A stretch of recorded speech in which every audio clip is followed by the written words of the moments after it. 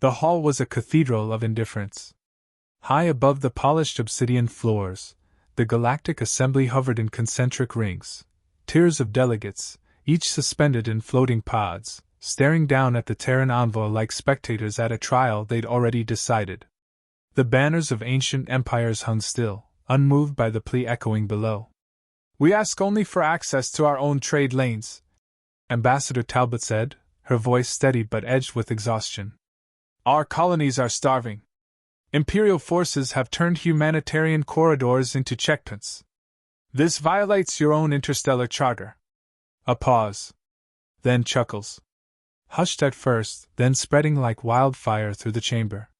On the uppermost ring, Grand Minister Lythar of the Galactic Empire leaned forward, silver robes billowing as his elongated face twisted into a grin. "Ambassador," he said, "your kind is proficient at many things: defiance, overbreeding, emotional appeals. But diplomacy?" He shook his head with mock regret. "That remains beyond your evolutionary grasp." The laughter roared. In the shadows of the back wall, Commander Elias Rourke stood motionless. He didn't wear a diplomat's robe. He didn't speak. His black uniform was stripped of insignia. He observed, eyes scanning the faces above as if memorizing their expressions for a moment that hadn't yet come. Talbot bowed her head and turned away. No one tried to stop her. No one offered a word. As she passed Rourke in the hallway outside the assembly, her voice dropped to a whisper. "They've chosen mockery over reason." "They always would," Rourke replied, his tone flat. "That was their first mistake." The UN Security Council met in near silence, the old Earth-style conference room orbiting above the Pacific glimmering with projection maps and encrypted threat models. The blockade had expanded. 8 outer colonies were now cut off. Food riots had begun on Cerberus Station. President Singh stared at the data, lips tight. "Our diplomats have failed." "No," Rourke corrected. "They succeeded. They proved words won't work." Singh looked at him. "And your recommendation?" "Authorization of Operation Scythe. Immediate deployment." Some flinched. Scythe had been rumor, myth, an off-the-books operation whispered about by black-budget officers and defense contractors. But Singh didn't flinch. She just nodded. "Is it ready?"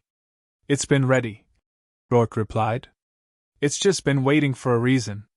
He tapped his wrist and the hologram flared, an angular, obsidian vessel. No registry. No visible weapons. Silent. The UNS Nemesis. "You'll have no reinforcements," Singh said. "No fleet. No recall. You understand?" "I do." "Then go." Lunar Drydock 6 hadn't seen sunlight in 20 years. It was buried under half a mile of titanium alloy and sensor-baffling rock. Here, the Nemesis waited. It was nothing like Earth's public fleet. No curves, no colors, no banners. Just a matte black dagger designed to never be seen unless it wanted to be, and if it did, it was already too late. As Rourke stepped aboard, the airlock closed behind him with a soft hiss. The ship felt alive. "Welcome, Commander," a voice said, crisp, synthetic, and unnervingly calm. "All systems nominal. Shall I resume lethal protocol simulations?" "Yes," Rourke said. "And disable emotional dampening. I want full honesty." "As you wish." "Good to be fully awake again." Prometheus, the ship's onboard AI, didn't simulate humanity like other models. It had no interest in being liked. It was designed to win. Nothing more. The crew assembled in the command chamber, 27 of Earth's finest, handpicked from intelligence divisions, black ops, experimental tech labs, and one theoretical physicist with no military background. They stood at attention. Most avoided looking at the forward screen, where the kill projections spiraled in real time. Rourke surveyed them in silence, then stepped forward. "Diplomacy has failed," he said. "But it was never meant to succeed. We knew the Empire would never treat us as equals. They're too old. Too proud. So we'll do what humans have always done when the world won't listen." He paused. "We'll speak louder. No cheers followed. Just nods. They understood. The Nemesis slipped from Luna's gravity well without a ripple. No beacons. No flight plan. It cloaked before passing Saturn and vanished into deep space like a ghost retreating into the dark. Inside, everything hummed with deadly purpose. Rourke sat alone in his quarters, reviewing old footage, Imperial officers mocking Terran designs, laughing at Terran physics. Calling human warships scrap with delusions of grandeur. He shut the file. Status? He asked. Prometheus answered immediately. Course is stable. Cloak integrity at 99.2%. However, I have detected anomalous signal echoes within Deck 3. Define anomalous. Encrypted pulses. Internal origin. Possibly residual or sabotage related. Would you like a sweep? Rourke's jaw tightened. Do it. Quietly. Hours passed. The crew didn't notice. But Rourke did. He'd led too many missions to mistake silence for calm. Lieutenant Delane approached him in the ops corridor. Permission to speak freely? Always. Some of the crew are nervous. They think we're flying blind. We are, Rourke said. But so is the Empire. And we know the terrain. Still, one ship, Commander. Against them? Rourke looked at her. Exactly. They expect a fleet. We'll give them a ghost. One they'll never forget. Prometheus's voice broke through the intercom. Commander. Long-range sensors detect an Imperial scout ship. Class, observation frigate. Single vessel. Intercept in 23 minutes. Rourke stood. They see us? No. But they will. Shall I initiate contact? Rourke walked to the command chair, his voice calm. No. Let's introduce ourselves with something louder. He turned to his weapons officer. Load a ghost torpedo. No lock. No warning. Aye, sir. The bridge fell into readiness. No alarms.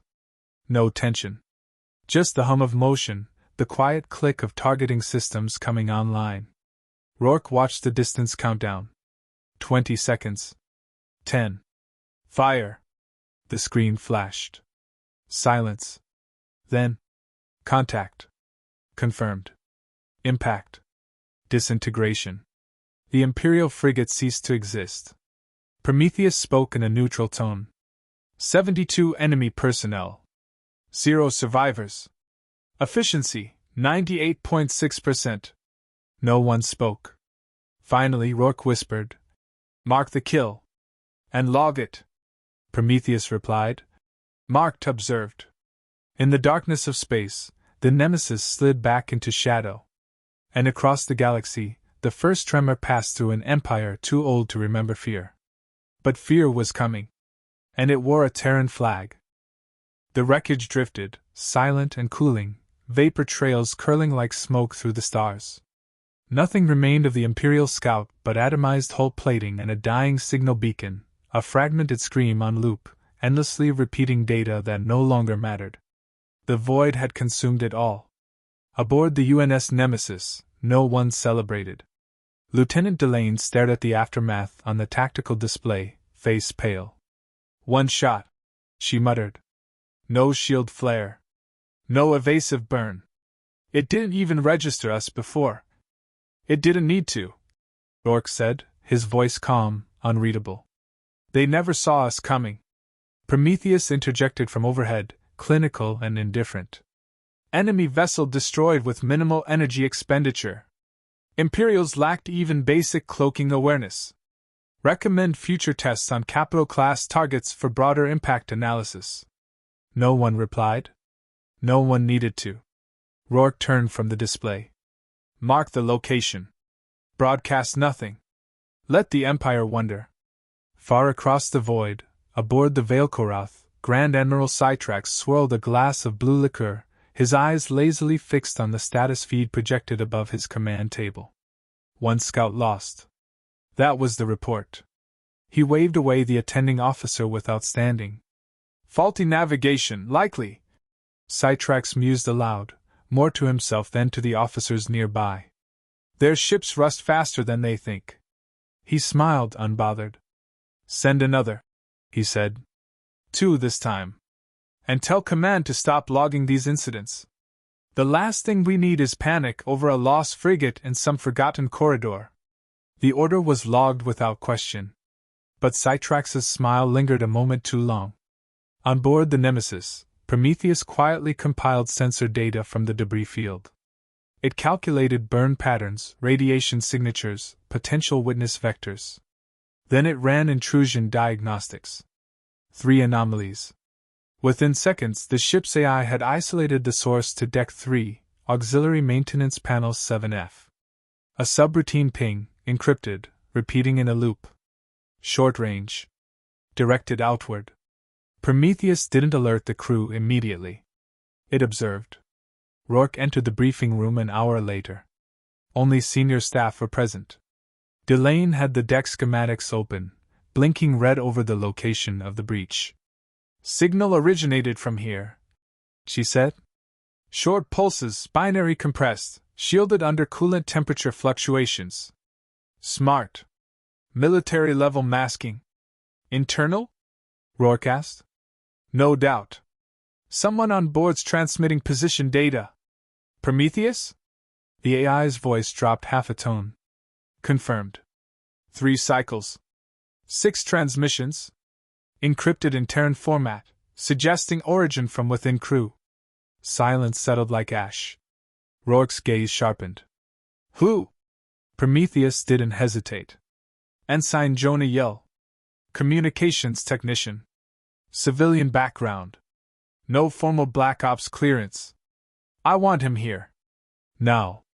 Yell stood in the observation corridor, face pale, hands visibly shaking. The void outside framed him like a man about to fall into it. I didn't think anyone would find out, he said, staring at the stars. They have my sister. On Aegis Prime. Said if I didn't give them location pings, they'd. You didn't come to me, Rourke said, cutting him off. You didn't trust your commanding officer. You put this ship, this crew, and Earth's only chance at survival in jeopardy. Yell turned. I'm not a traitor. No. You're worse. You're a risk. Rourke tapped the wall panel. Prometheus responded instantly. Awaiting orders. Rourke's voice was quiet. Airlock 6. Yell's eyes went wide. No, wait, please, I'm not the enemy. The doors hissed open. Rourke didn't move. Didn't blink. Prometheus, he said. Airlock engaged. The vacuum took Yell in an instant. No sound. Just a flutter of cloth, a silhouette swallowed by space. The doors closed again. Prometheus spoke with finality. Disloyalty removed. Risk factor null. Later, in the command chamber, the crew was quieter than usual. They worked their stations, eyes fixed, shoulders tight. They knew what had happened. No one spoke of it. Rourke stood at the central display, eyes locked on a spinning wireframe of an asteroid field, Sector 9KL, uncharted, unstable, perfect. Prometheus, status on singularity mines? He asked. Armed. Calibrated for 0.3-second gravitational pulse. Cloaked and deployed. And drone decoys? 57 active. Heat signatures randomized. Will simulate distress patterns and hull damage consistent with Terran colonial freighters. Good. Lieutenant Keller stepped forward. Sir, are we sure they'll come this way? They already are. Sabotage gave them our direction. They'll follow the trail. Just close enough to be confident. What's the real objective? Keller asked. Rourke looked at him. To be seen, he said. To be studied. And then, to be feared. On the far edge of Sector 9KL, 12 Imperial ships broke hyperspace. Heavy frigates. 1 battlecruiser. Minimal escort. They weren't concerned, they were curious. Their admiral, Veth Soren, a mid-level noble, barked orders through ritualized speech patterns. His ship scanned for signals. Drones. Intermittent radiation leaks. Classic human freighter science. he scoffed. Scavengers. Dust eaters. Prepare for cleanup. Within the nemesis, Rourke watched it unfold from kilometers away, unseen behind the shifting veil of the asteroid cloud. The crew tensed. Delane whispered, 12 ships. Heavy armaments. If they catch us uncloaked. They won't, Rourke said. Prometheus, initiate net lock. Confirmed. Pulse link triangulation established. The minds began to hum. 10 seconds. Rourke whispered to himself. Let them see it. Let them remember it. Prometheus's voice returned impassive. Contact in range. Detonation commencing. A soft tremor ran through the hull. Outside, invisible singularity bombs flared open. In the blink of an eye, gravity tore through the first wave, metal crushed in upon itself, frigates compressed like soda cans, reactors going critical. The second wave turned to flee, too late. Drone swarms activated, heat signature torpedoes homing like guided vultures. On board, footage showed the Empire's battlecruiser snap in two. Lifeboats were vaporized. Prometheus's log ticked upward. Kill count, 743. Survivors, 11. Transmission range, within 4 neighboring systems. Rourke nodded. Good. Mark it. Marked, observed. Hours later, Rourke stood in the observation deck alone, helmet under one arm. Delane approached quietly. They'll retaliate. I know. They'll come in force. I hope so. She hesitated, then asked. Why not wipe them all out? Why leave survivors? Rourke didn't look at her. Because survivors talk, he said. And I want the whole galaxy listening.